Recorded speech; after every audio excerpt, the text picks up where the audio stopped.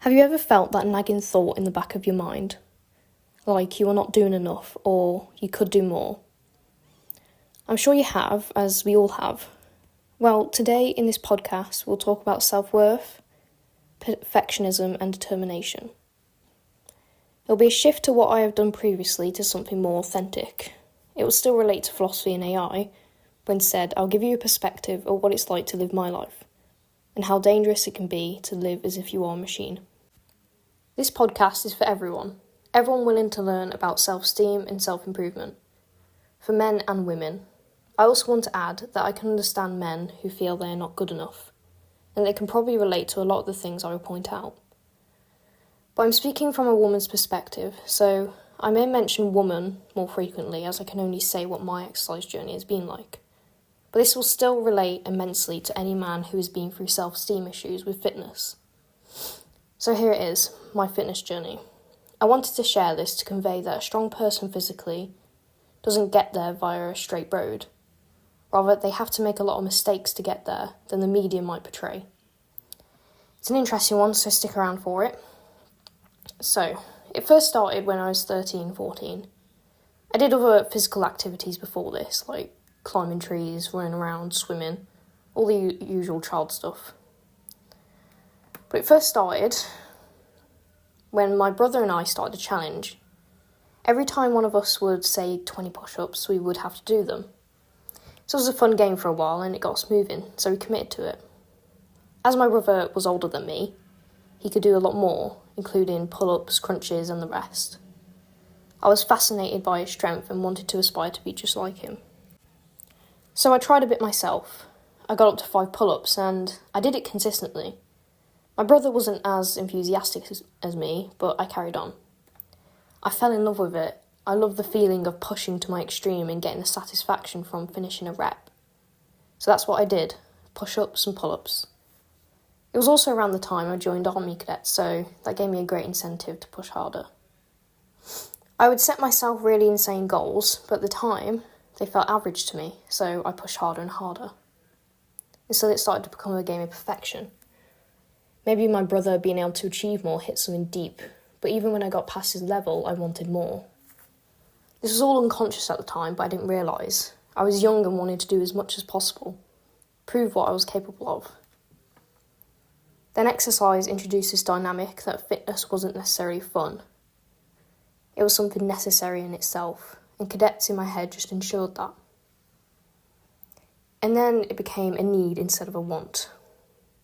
I used to do 400 push-ups till 1am, 2am, possibly even more, on and on, until I reached this exaggerated goal I set.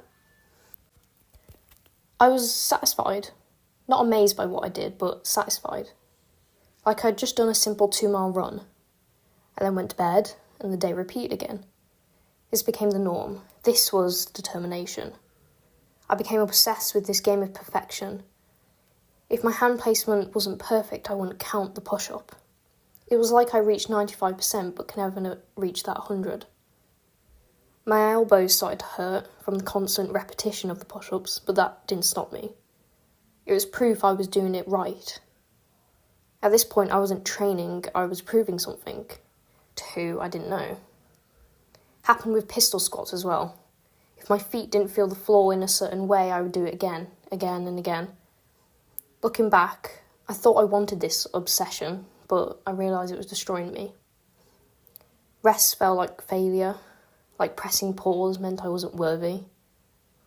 Obviously, I'd have other things to prioritise, like GCSEs, friends to go out with, but I always assured I did my exercise no matter what. Although I had this obsession, there were moments where it had a positive impact on me. There were moments I felt proud of what I could do. I was fascinated with the idea that the human body could push that far, and that idea hasn't changed even today. So then we had COVID. I was 14 and I realised I couldn't just do push-ups all the time, so I decided to do Joe Wicks. And that relit the spark that exercise can be fun as well as difficult. This was my first proper discovery of fitness. Every day I would do it through lockdown, 30 minutes a day.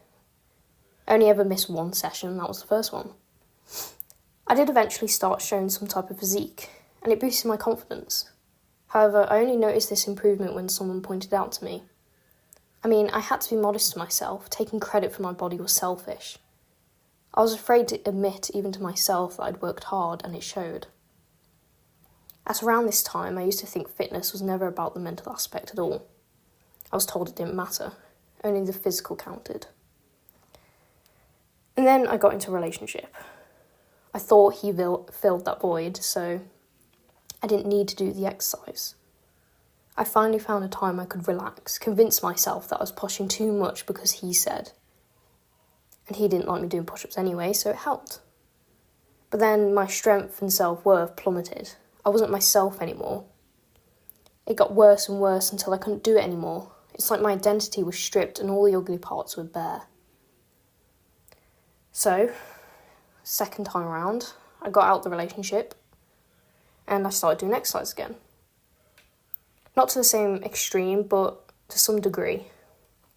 I'd stopped doing pull-ups, so I just relied on push-ups and other fitness stuff. I took a new approach, something less obsessive, something that would actually be useful rather than just painstaking exercise, which wasn't helping at the time. I started to do a bit of running, but not a lot this time. This was more towards the end, when I was around 17. But at the time, I didn't realise that the obsessiveness never actually went away. Here's what hit me recently. It didn't matter whether I was training or not. I was shameful unless I was working 24/7. Exercise was the only way I could prove I mattered. It was as if fitness was a way of earning my place, the only way I had merit to this world. But the proving part was almost impossible to reach. I didn't think I was much good at anything else, like school or friends, but exercise was a thing I knew I could get close to perfect. It's not that my grades were awful, it's just when I saw other people could do better than me, it broke me, like I was doing something wrong. This was an insecurity of mine. And I realised this was my form of survival, and I didn't even know it. I want to be clear, this isn't an anti-fitness episode. I love working out, it gives me a sense of freedom, a sense of control and strength. But sometimes that need for perfection and a need to reach 100% every time ruins that sense of freedom, and instead it locks you in a cage. If you've ever been in the gym before, I'm sure you've had the feeling where you think, I can lift one more, I can bench heavier than that. I mean, this is seen everywhere, men feeling the pressure to always be strong and women thinking they can never be good at upper body strength. That's what ruins the fulfillment of exercise. For me, exercise became something that if I didn't do perfectly, I would be miserable for the entire day. I would train day and night and be exhausted all the time, not understanding why I was platooing. Everyone else could do it, why couldn't I? People like David Goggins could do it, why couldn't I go to my max? Well, they don't show the time they do rest, the athletes that you see. They do rest, but they don't show it. When they have injuries, they have to take time off, otherwise they ruin their career. Also, I don't like talking about this, as I don't want to give myself an excuse, but women do need to train differently to men. Whether that be more rest or less, it doesn't matter. They do need to train differently. So, I want to be able to help people during this delicate period where people have to reach this perfectionism to feel satisfied about their exercise. I want to help women complete their first pull-up. I want people to know that this isn't about people with obsessive personalities, but that this mindset can be present with all of us. I used to tell myself that I was a machine, and machines don't stop. But when I did, I felt broken. It gave me control, structure, maybe even a sense of safety. But when I didn't hit my target, it felt like I was malfunctioning. So, what do you think happened after this? Did I recover or replace my obsession with other things?